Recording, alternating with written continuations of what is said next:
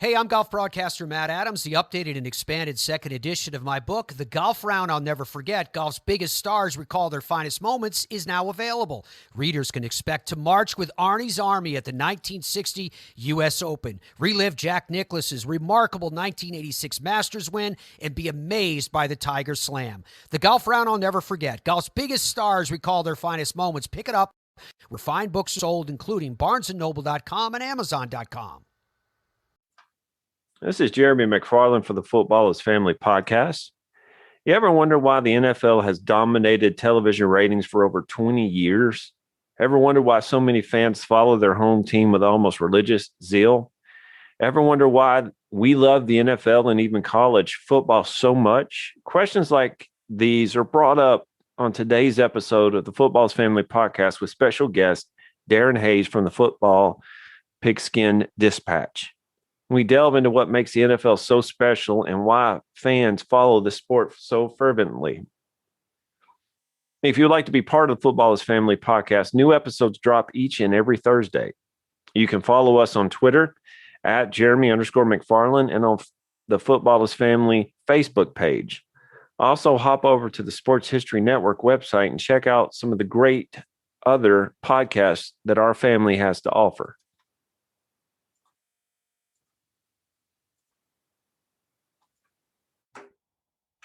We're back to Football is Family podcast, and I have a friend of the show on. And if you like good podcasts, you would know his podcast. You want to introduce yourself again, my friend? Well, my name is Darin Hayes of Pigskin Dispatch podcast, and it's a pleasure to be here once again with you, Jeremy. I appreciate it. Well, last time I think we talked about the Steelers, but this time we're going to kind of go a little bit deeper into your fandom. Okay. Because there's just not just one team. You and I both know that there are multiple teams, even though it should have been the Titans in the Super Bowl. I'm just saying. What did you think about last night? And by the way, this show was filmed or recorded on the 8th, so yesterday would have been Super Bowl. Yeah, it wasn't exactly, I don't think, what anybody expected, except maybe some Tampa Bay fans. I thought it would be a much better game, but boy, you got to hand it to Tampa Bay. They just picked out the weaknesses of the Kansas City and played right to them. They played their game. They did. I picked Tampa by 3. I was wrong. I was so wrong. My youngest kept saying, Daddy, your team's going to lose. Your team's going to lose. I'm like, my team has already lost. I'm just enjoying the game, So did you get to watch the whole thing?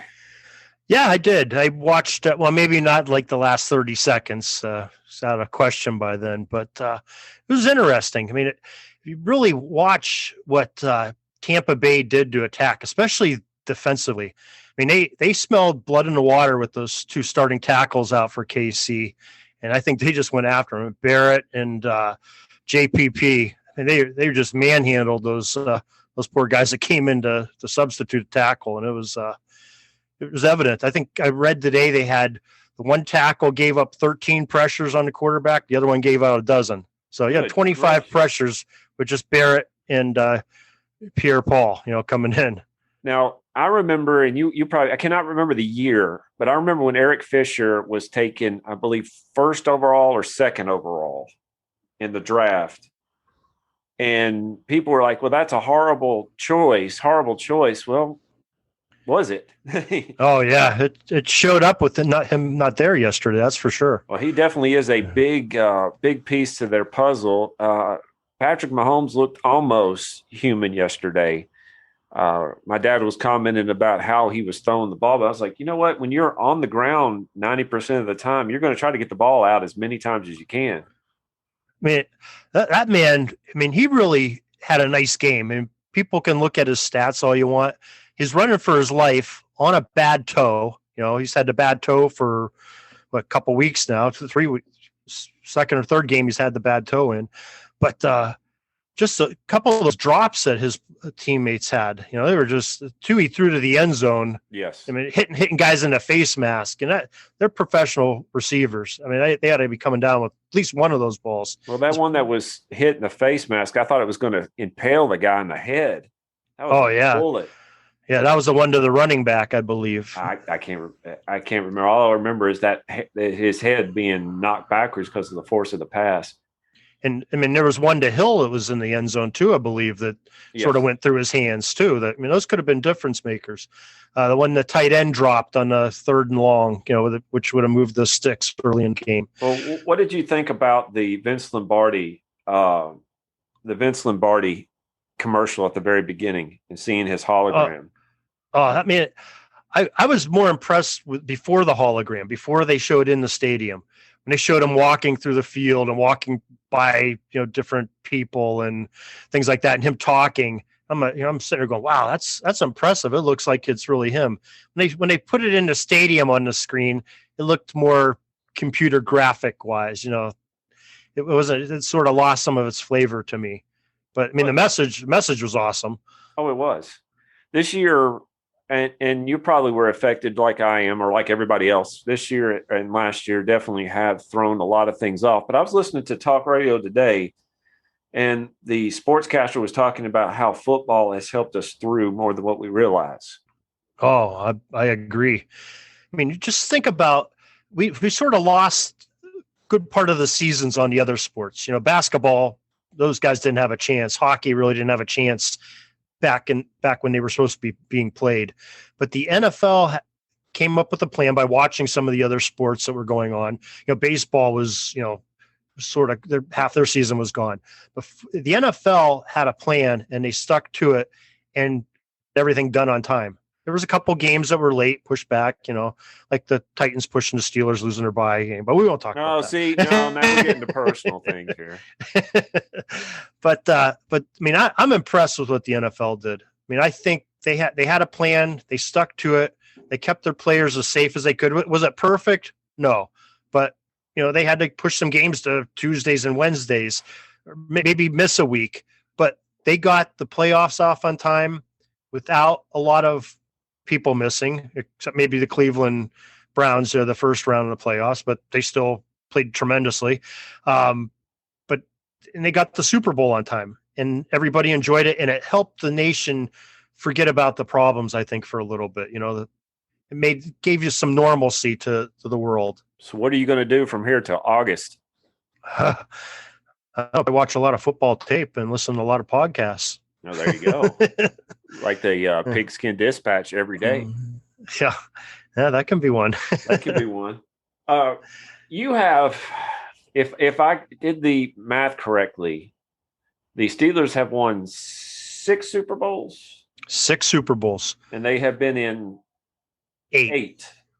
Yes. Is that correct? 8. Yes. Do you have a favorite Super Bowl? You know what? I'm old school. I like Super Bowl 13. I love the matchup. The Cowboys and the Steelers. It was the second time that they met. They met 3 times in the Super Bowl. The second time that they met, they had something, was like 28 Hall of Famers involved with the game between the sidelines and the booths and everything. Oh, good gracious. On the field. I mean, that's a good portion of the Pro Football Hall of Fame. That's the game lived up to its expectations. It came down to 35-31 at the end of that game.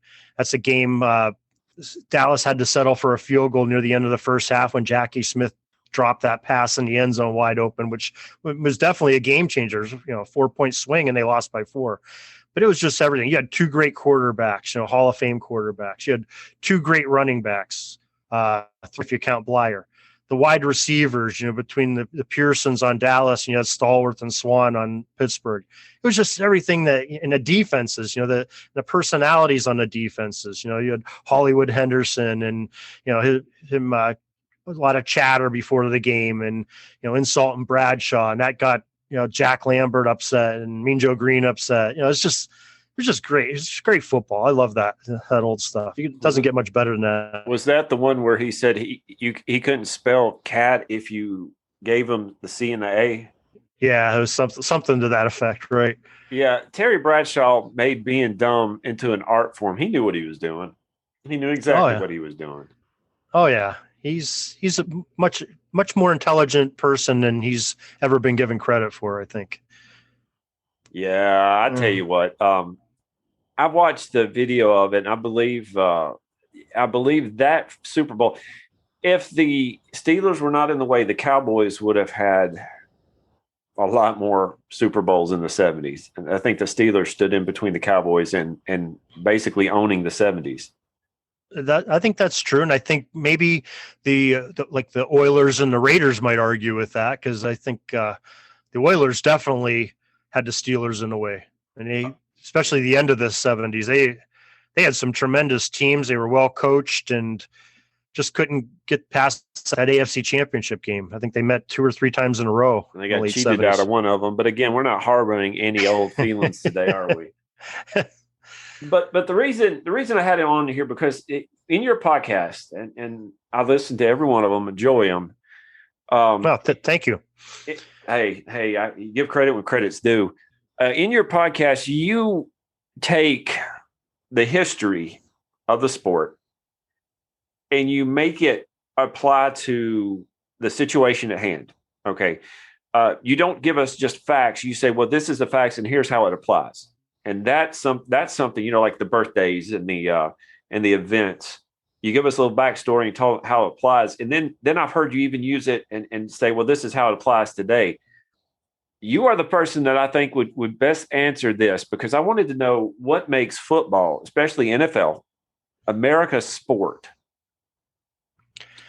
Well, I think there's a lot of reasons. First of all, just the history of it. You had the game basically of soccer and rugby coming across the pond over to the U.S. And, there was the famous game, 1874, you had Harvard and McGill.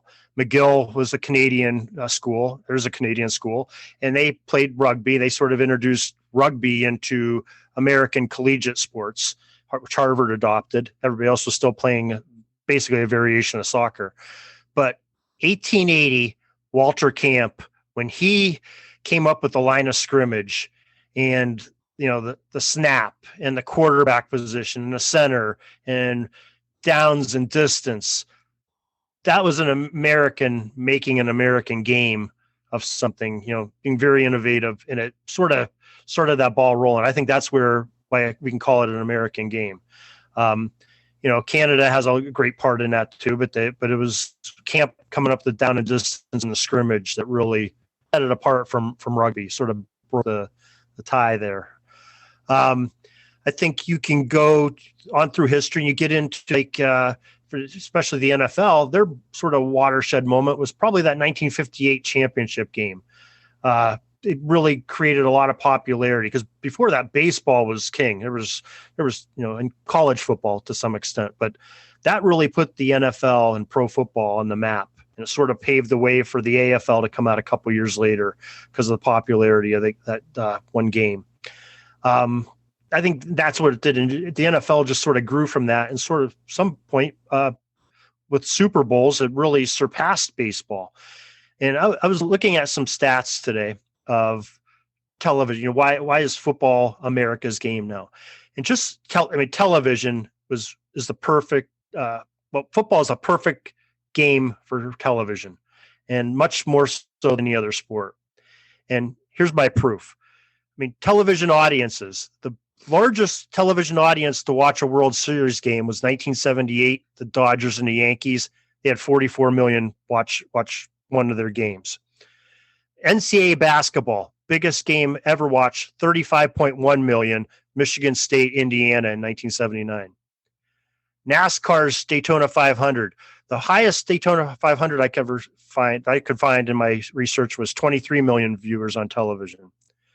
College football, the BCS championships, the largest one was USC Texas in 2006, 35.6 million. Okay, those are some big numbers. They're talking 20s, 30s million. If you look at the top 30 television programs in the United States, watching the United States now, 29 of the top 30 are Super Bowls. The only exception is that number 9 was the final episode of MASH. It was like 105 million, but the highest Super Bowl is 114 million. Compare that to 35 million of the next closest American sport to be watched. It's unbelievable.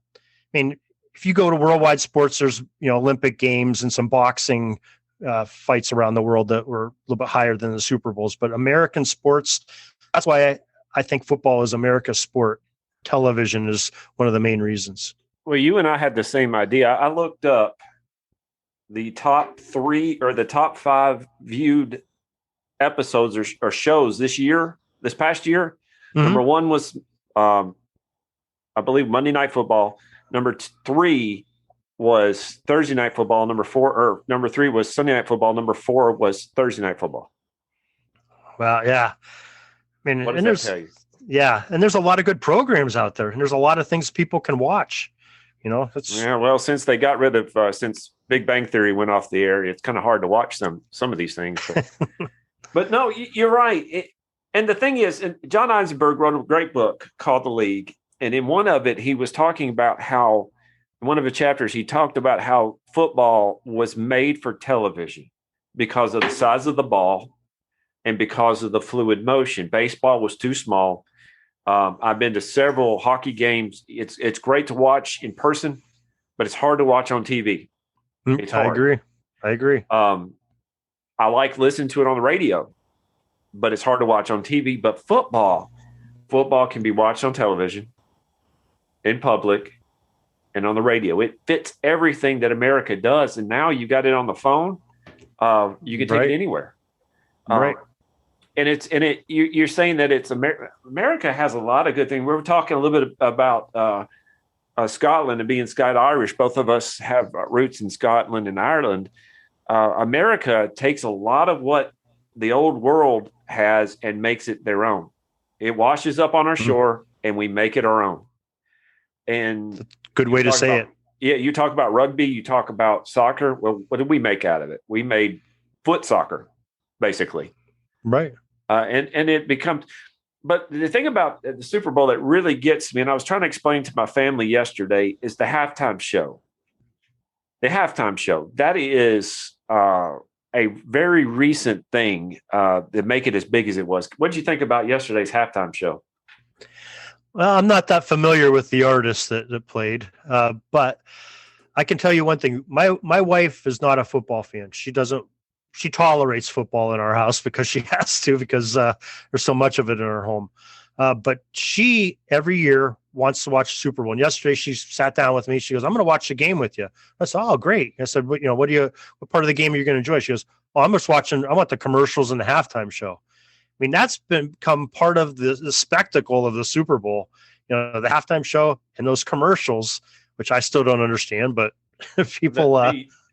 The commercials this year was lacking in a lot of ways. I got what they were doing, but I remember growing up in the 90s when they had some funny commercials. Jordan versus Bird. Yeah, that one was from that, and the Bud Light commercials were hilarious. Of course, yesterday had a good one too. But I was telling my kids that the halftime program really took off when In Living Color was going to have a live episode during the halftime of the Super Bowl. And the NFL said, we're going to lose people. They're not going to come back. So they said, what can we do? Oh, how about we put Michael Jackson and let him perform during halftime? And guess what? It worked. Right. Now, to me, the best halftime performance I've seen is the Prince a few years ago. He performed out in the rain. He did an amazing job. Yeah, I mean, one of my favorites, I think, is the Paul McCartney Super Bowl. I'm a Beatles fan. I love the old music, but to have Paul McCartney, 60 some years old, up there singing, and the connection he made with the younger crowd. Of course, then there was no COVID, so fans could be right up on the field and right up by the stage where the performers were. I thought that was phenomenal. Absolutely. Did you? You remember Tom Petty when he came up and sang? He did a great job. Oh, yeah. Now, the thing that got me is that they had people who were in their 20s running up to Tom Petty and screaming at him. I was like, do you even know who he is? Yeah. I doubt that they know. They probably know Free Falling from Jerry Maguire, but they probably don't know who did it. But you know what, though? I have a 16-year-old daughter that still lives at home, and we get in a car. We have Sirius XM playing when we're going somewhere as a family, and hearing these 70s songs. My daughter goes, oh, yeah. She starts singing along. I'm like, how do you know this song? She goes, TikTok, Dad. Oh my goodness. Songs are on TikTok, and these kids are learning these songs. I can't say that when I was 16 years old, I could know, my dad's music from the late 50s and early 60s. I was around it, but I didn't really know it. But my daughter knows the words of 70s songs. I was very proud of my son today. My son is 15, and his dog, we were eating dinner, and his dog came up underneath the table to try to get food. And I said, your dog, Connor, my son's name is Connor, said, your dog is under the table. And he finished it by saying, under the table and dreaming. He quoted a Dave Matthews song. And at that point, my heart left. And I said, I am doing my job. Now, let's, again, Darin, I appreciate your time. You really do a lot of the past of football, and that's your goal with the Pigpen and everything like that. You talk about the past, but let's put on your Nostradamus hat, okay? Okay. 20 years from now, if we're still around, don't know, what is football going to look like in 20 years? I think what they're going to do is sort of the trend that's been going on the last 30 years. It's going to be a more wide open game, especially in the NFL and college. NFL is sort of following college's lead here. They want scoring. Scoring puts, seats in the stands and makes people leave their televisions on. And, you can have a game like last night where a team's down 31-9 with 6 minutes left in the fourth quarter, and people are still expecting a comeback. That scored 3 quick touchdowns. I think they're going to put more restrictions on defensive backs in the secondary. They're doing more and more of that every year, which a lot of it's great for safety and everything. But I think they're going to encourage more passing.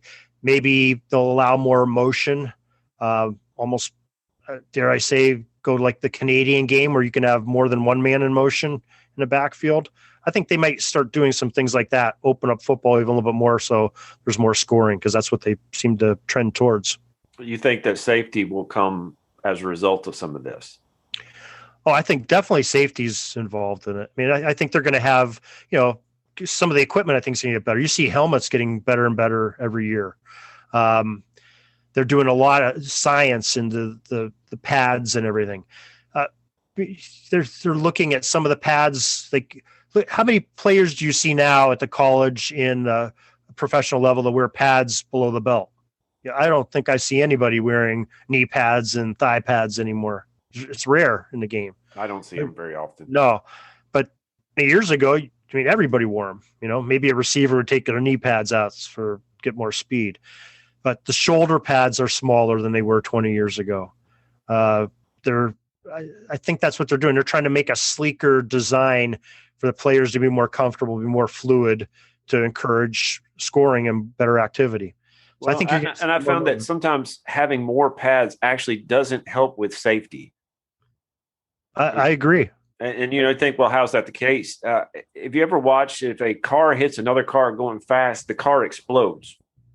Mm-hmm. That's how it's designed. So they make pads designed to not absorb it, but to spread it out. And the helmets are the same thing. I agree. But some of the technology in the helmets and the shoulder pads, they're making better, sturdier materials that are lighter. And my dog, sorry guys, my dog's just, we live out here in the country, and they think that a squirrel is in their territory. So they just kind of startled me there. Go ahead. Okay. But I think some of the materials and the technology of, nanotechnology and everything, I think that's going to help it. I think you're going to see chips in the balls. You already start seeing that. I think you're going to see things like down markers and yard to gain measuring tools change. I think they're going to be more laser oriented. So you won't have a measurement on the game. The measurement will have a laser beam going across. I think they're going to see little things like that. It'll speed the game up, make it more accurate. Maybe do some more with some instant replay, which I hate to see, but but I can tell you this: in 20 years, we'll still see Tom Brady winning Super Bowls. It could be. Well, tell us a little bit about your podcast and your website and what you have planned for us in the next little bit. Well, the basic goal of the website in the podcast is just like you're doing. We want to preserve the football history. I think it's such an important thing to look for such a great game to appreciate those who have come before us in some of their innovations and accomplishments and great plays and, longevity of careers and their stories. Just find those stories of some of these great individuals that did some great things on the football field or for football. And I like to do it in a positive aspect. I call it positive football. I don't really want to hear about the knuckleheads that did something, off the field that's a detriment to the game. I want to talk about the positive and preserve those people. And it starts with the Hall of Famers of the College Football Hall of Fame and the Pro Football Hall of Fame. We try to honor those folks daily on their birthdays. And so usually we have anywhere from sometimes one, sometimes 6 to 10 Hall of Famers. It's odd how they're scattered throughout there, but there's 1,500 individuals. Some are in both, but it's probably more like 1,200 individuals that we talk about, and just to honor them on their birthday. We also like to go, the headlines of that day. We will go back all the way as far as we can to find a date in history.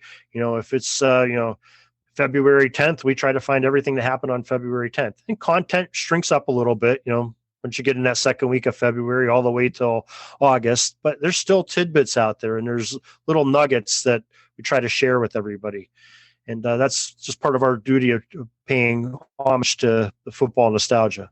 The one thing I do like about your podcast, and I look at your website daily as well, your podcast is, like you said, positive. You have a lot of energy in it, and that's something I try to mirror myself. I love listening to how you could tell you love your topic. You could tell you are into your topic. It means something to you, and like I tell people when it comes to what I do for a living, and some people who want to do that as well. If you don't love it, people know it quickly. I agree. They'll know it quickly, and they won't listen. You, Darin, I look at you and I said, that's what I want to be like, what you're doing. Oh. And I appreciate that. And, thank you. Like I said, give credit where credit's due. If you listen to his podcast, it's energy filled. You're real in what you say because it comes from your heart. And I'm proud to be your friend. I'm proud to know you, and I'm proud to be part of this network with you. Well, thank you.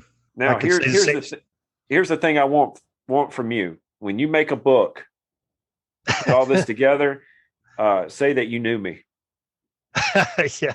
Say that I don't know about the book. All the information I have, it comes from others. I mean, very little of it is my own experience, because most of it I didn't live through. But I rely heavily on the Pro Football Hall of Fame, the National Football Foundation, which is sort of the college body of the College Football Hall of Fame. They're the ones that vote for who goes in the Hall of Fame. Pro Football Reference, things like that. I'm a nerd in that kind of things. Great authors, that have some great books, and I know you're a reader of the books too, and just so some of the other folks, like yourself and, Joe Zagorski and Joe Zimba and their podcasts, and Arnie Chapman's podcast and his guests that he brings on, and some of the things that they bring in there, it just brings a life to football, and it brings that nostalgia back. There's an energy to it. Well, I think you and I need to, I have a plan. I'll get it off air and we'll work out some details, but there might be some articles coming from me soon that Darin here is going to write as well. He doesn't know it yet, but he will, for the website. So let's get your website out here, and let's get your podcast out here again. Okay. It's pigskindispatch.com. And the podcast is the Pigskin Daily History Dispatch podcast. And, like I said, we're going to go into some events out in the off season. We just started on February 8th today, while we're recording this, started talking about, we're going to go through over 100 days of going through G numbers. They won't be consecutive, but that's how we're going to fill our off season. We're going to pay tribute to people that wore the number 0 and number 1 and number 2, and have some discussions. Try to bring as many guests on as we can. I know, Jeremy, we have you scheduled for episode coming up next week. We're going to be talking about here later this week, talking about the number 6, I believe we have. There's only one number 6 in my heart. Only one number 6. Well, we won't throw any spoilers out there. Jay Cutler, but that's all right. That's all right. But Darin, I appreciate you coming on and taking your time today. You got a Twitter account as well? Yeah, it's at Pigskin Dispatch. Everything's got Pigskin Dispatch in it. So at Pigskin Dispatch, just look for the pig pen is clean. Let me just say that the pig pen is clean. Oh, thanks. Thank you. But just look for that winking pig with the leather football helmet on. You know you're at the right place. Football is family, and Darin Hayes is part of the reason why that is. Thank you, Darin. Well, thank you, Jeremy. This podcast is part of the Sports History Network, your headquarters for the yesteryear of your favorite sport. You can learn more at sportshistorynetwork.com. Hey there, sports history fan. This is Arnie Chapman, a.k.a. the Football History Dude, and I hope that you enjoyed this recent episode presented by the Sports History Network and were able to learn some good old-fashioned sports history knowledge nuggets. I started the Sports History Network back in 2020 with the mission to help podcasters find a community of like-minded sports history nerds, as well as helping aspiring podcasters to start their own shows. We have a little bit over 30 shows on the network right now covering all sorts of sports history, but as far as I'm concerned, we're just at the toothpick in the ocean moment, that can't even figure it out because there's so much more coming. We wanted to create the ultimate headquarters for sports yesteryear, starting with Podcast Network and our website, but we're going to continue to move into other mediums as well. And here's the cool part, because we want you to be part of our team. So if you're interested in starting your own podcast, or maybe being a guest on one of our shows, or who knows, maybe even writing an article for us over on the website, seriously, all you got to do is reach out to us on the contact page over at sportshistorynetwork.com. You can be as technologically savvy as a Neanderthal tapping on a stone trying to figure out this whole hieroglyphics thing back in the day. Again, it doesn't matter, because even if you don't understand the whole podcast space, we have a production team that can pretty much help you out with doing everything. All you got to do, head over to sportshistorynetwork.com, head to the contact page, fill it out. That message goes right to me, and I'll reach out to you as soon as I can. But for now, dude, I'm through if you're through.